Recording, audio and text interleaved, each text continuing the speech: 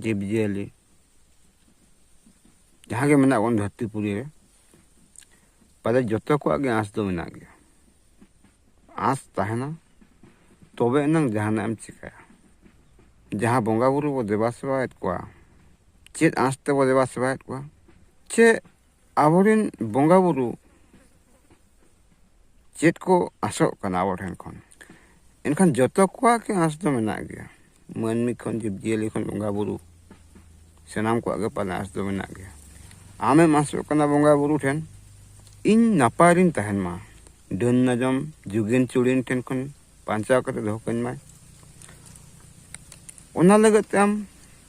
धूप धुणा चे सीम बुसा चे मेरम भिड़ी एम काते चे मलसिक काते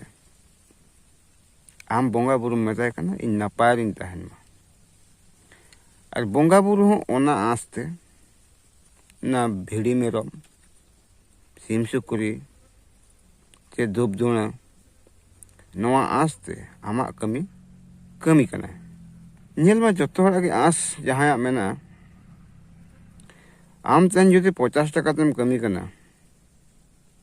मिटन 500 को एमामा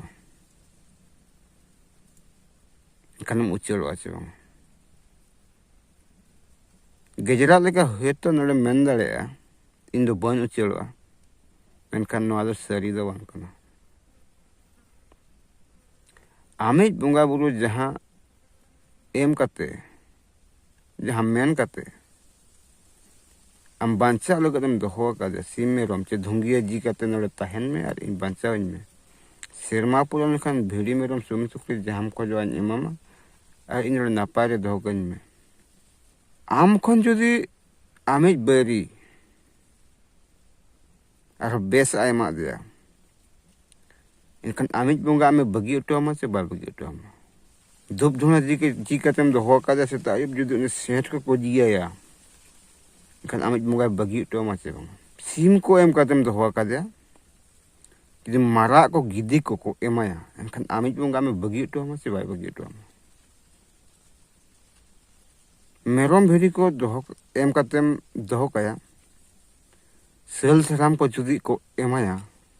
इनखान आमे बगी उठवा से बाय बगी उठवा डंगरी हाथी को डायनासोर को जुदी को अगुया और बाय बदलवा ओका लेका दू जम को पे